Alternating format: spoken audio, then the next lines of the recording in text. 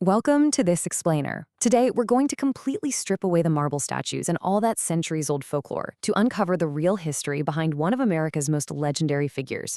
We all know the face on the penny, right? But the actual man who navigated the United States through its absolute greatest existential crisis is honestly far more fascinating than the bedtime stories suggest. So let's dive in and uncover the true story.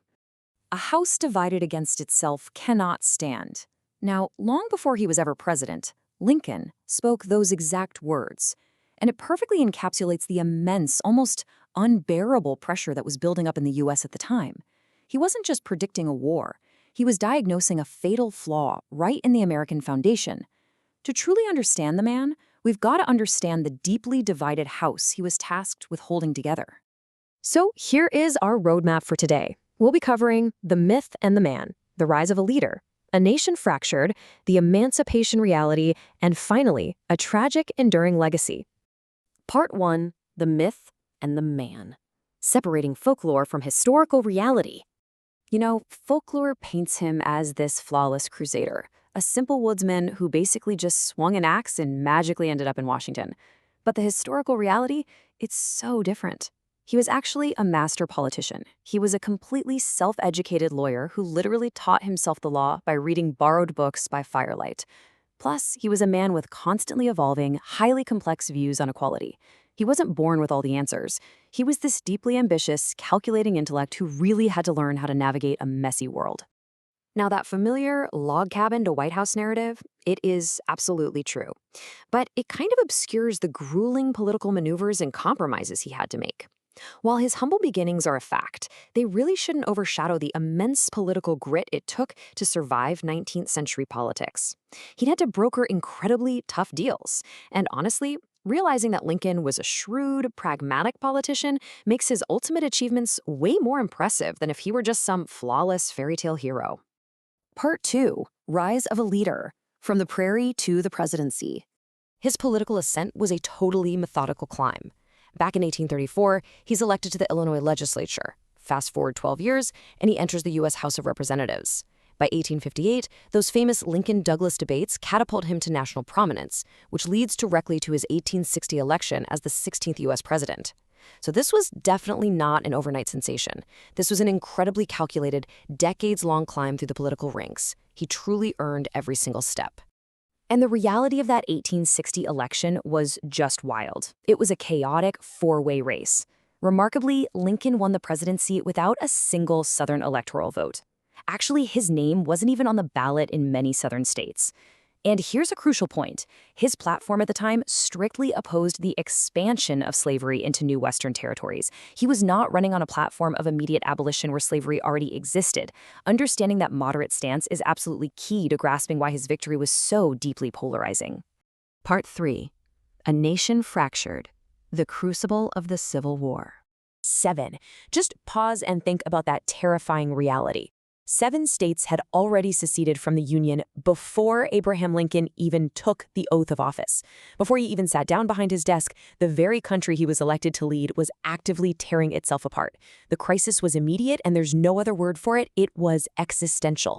Faced with that crisis, Lincoln had one singular initial objective: preserving the Union whole at all costs. This superseded literally all other political aims. His earliest actions, his letters, his speeches, they were driven entirely by this constitutional duty to keep the country together. He fundamentally believed the grand experiment of American democracy would just completely fail if states could pack up and leave the moment they lost an election. But the cost of preserving that union was just staggering. 620,000. That's the estimated casualty count of the American Civil War. The gravity of that figure is hard to wrap your head around. It illustrates the completely unprecedented scale of bloodshed that Lincoln had to manage every single day as commander-in-chief. The emotional and physical toll this took on him was absolute. You can literally see him aging visibly year by year in his photographs. Part 4, The Emancipation Reality, The Stroke of a Pen. Okay, I want to pose a direct question to you right now. Did the Emancipation Proclamation actually free everyone? It's a very common assumption, right? It's taught in elementary schools all over the world. But the real answer is a whole lot more nuanced than a simple yes or no. The Emancipation Proclamation of 1863 was an executive order freeing enslaved people only in Confederate states that were actively in rebellion. Crucially, it exempted the loyal border states that still permitted slavery but just hadn't seceded. Why? Well, because Lincoln desperately needed those border states to stay in the Union if he was going to win the war. So this was just as much a brilliant, calculated military and legal strategy to cripple the Confederate war effort as it was a moral imperative. Yet, despite all those strict legal limitations, Lincoln's profound personal connection to the document was totally undeniable. He stated, "If my name ever goes into history, it will be for this act, and my whole soul is in it." He knew exactly what he was doing. He knew the strict legal boundaries he was bound by as president, sure, but he also knew he was crossing a moral Rubicon that was going to change history forever. And that is exactly what happened. The proclamation fundamentally transformed the Civil War into a revolutionary fight for human freedom. It was no longer just some legalistic battle over territory or putting down a rebellion. This was a massive psychological and strategic shift. By making the destruction of slavery a central war aim, he paved the way for the eventual permanent abolition of slavery through the 13th Amendment. A real game changer. Part 5, A Tragic Enduring Legacy, The Final Sacrifice. The final days of his life unfolded with rapid, just dizzying speed. April 9th, 1865, General Lee surrenders, effectively ending the war. There is just sheer, unadulterated relief in Washington. 2 days later, on April 11th, Lincoln gives this incredibly forward-looking speech supporting limited black suffrage, voting rights, which is massively progressive for the moment. And then, just days later, April 14th, he is assassinated at Ford's Theater. Triumph turned to tragedy in an instant, right at the exact moment the fractured nation was finally beginning to heal. Ultimately, his multifaceted legacy really comes down to 3 pillars. He's the preserver who saved the American democratic experiment from total collapse. He's the emancipator who maneuvered perfectly within the confines of wartime law to set the legal precedent for abolition. And he's the politician who mastered a deeply complex, bitterly divided government. The historical reality of Abraham Lincoln is just so much richer, so much more dynamic than the simple folklore we started with today.